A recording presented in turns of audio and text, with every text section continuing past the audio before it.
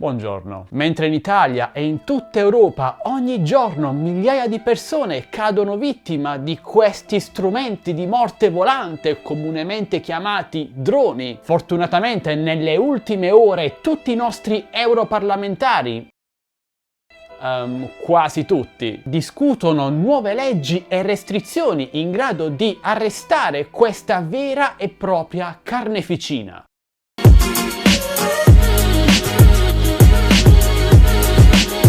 Ciao amici di X2Games e benvenuti in questo nuovo video. Io sono Michele e come avrete capito oggi parliamo di droni. Innanzitutto sto un attimo risistemando la mia postazione, spero vi piaccia, datemi qualche consiglio se volete. Data la grande popolarità che questo hobby, quello dei droni, del modellismo aereo dinamico, credo si possa anche chiamare così, sta riscuotendo negli ultimi anni, una delle domande che mi fate più spesso, anzi una delle richieste, è quella di tenervi informati su quelle che sono le leggi e restrizioni a tema droni, in modo da poter volare sempre e comunque in relativa sicurezza senza il rischio di infrangere qualche legge troppo importante. Quindi oggi eccoci qui a parlarne insieme. Se fino a questo momento infatti il volo con i nostri amati droni a fini hobbistici per svago, quindi non a scopo di lucro, non a fini professionali, è sempre stato abbastanza tranquillo. Per chi non lo sapesse, lo ripeto, lo dico quasi in ogni mio video a tema droni, la distanza massima raggiungibile al momento è 250 metri da noi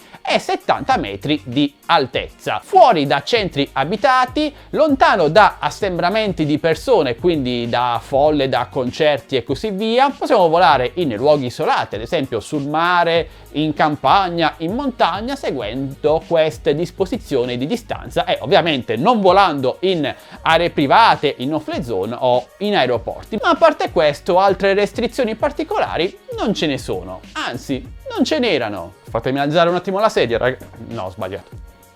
Ok, lo sapete, quando qualcosa inizia ad andare molto di moda, faccio l'esempio delle sigarette elettroniche oppure dei droni in questo caso, ecco che arrivano delle mani dall'alto in modo da poter mettere un freno a tutto ciò e limitarne la diffusione. Perché, che ci crediate o no, una delle priorità del Parlamento europeo in questo momento è la pericolosità di questi cosi. Ok, ora qui ci sarebbe una discussione davvero molto grande. È un bene che ci siano delle leggi e delle restrizioni quando si parla di droni, strumenti comunque volanti che potrebbero anche far male, però ovviamente non si dovrebbe esagerare. In queste ore nell'Europarlamento si sta discutendo, o almeno discutono quei pochi che ci sono, di nuove leggi e restrizioni riguardanti i droni che entreranno in vigore entro 4 anni. Quindi ragazzi, non fatevi prendere subito dal panico, non strappatevi i capelli, perché per i prossimi mesi, i prossimi anni cambierà davvero poco. La legge definitiva arriverà entro 4 anni, quindi quando i droni attuali saranno già abbastanza obsoleti. 2 giorni fa è stata presentata una bozza di legge che vi linko qui sotto in descrizione video e che cercherò di riassumervi. Cercherò perché ragazzi ovviamente ci sono tanti tecnicismi, ci sono alcune parti che si contraddicono tra loro, quindi è un vero casino, un vero macello. Io cerco di spiegarvelo al meglio delle mie possibilità, come l'ho capita io. Voi se avete delle correzioni da fare o se volete aggiungere qualcosa, come sempre usate i commenti qui sotto. La parte più interessante, o almeno quella che riguarda noi hobbisti, è la Open Category, che si divide a sua volta in varie sottocategorie, ovvero C0, C1, C2 e C3. Ho detto che ci riguarda perché va a colpire, a mirare tutti quei droni a fini hobbistici e vi leggo testualmente cosa dice questa Open Category. Open Category, categoria aperta destinata alle operazioni con il rischio più basso. Essa include i droni sino ai 25 kg, partendo dai giocattoli e arrivando sino a dispositivi più sofisticati. Droni che possano compiere attività amatoriali, ma in alcuni limitati casi anche per utilizzi professionali, e questa sarà una cosa da approfondire più avanti, se ce ne sarà modo. Questa parte è molto importante ragazzi, quindi state molto attenti. La categoria Open non richiede preventive autorizzazioni dalle competenti autorità. Questo dovrebbe significare che i droni da 0 a 25 kg non richiedono particolari brevetti o autorizzazioni o patentini per essere utilizzati, ma ci sono comunque alcune limitazioni.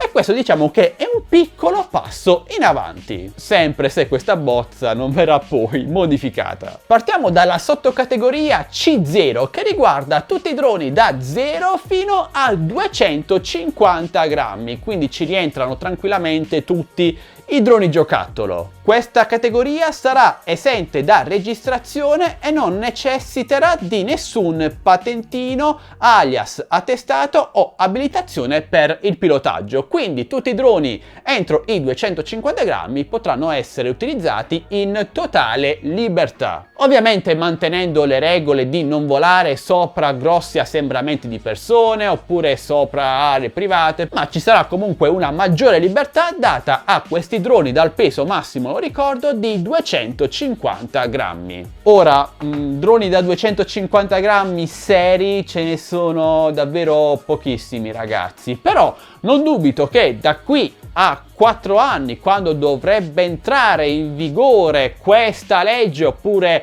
una modifica di questa legge, una legge totalmente nuova, produttori molto importanti come la DJI o la Xiaomi vadano a sviluppare, a produrre un nuovo drone entro i 250 grammi contenente tutta la tecnologia di droni dal peso più elevato. Già mi immagino infatti uno Spark 2 molto alleggerito sotto i 250 grammi che potrebbe dare non poche soddisfazioni sotto questo aspetto. Però ragazzi non finisce qui, perché purtroppo la distanza massima raggiungibile dal drone non sarà più di 250 metri ma sarà di 120 metri, quindi esattamente, anzi meno della metà. In compenso però aumenta l'altezza massima raggiungibile che passa dai 70 ai 120 metri. Ok, ora ditemi voi cosa ne pensate di questa nuova distanza massima.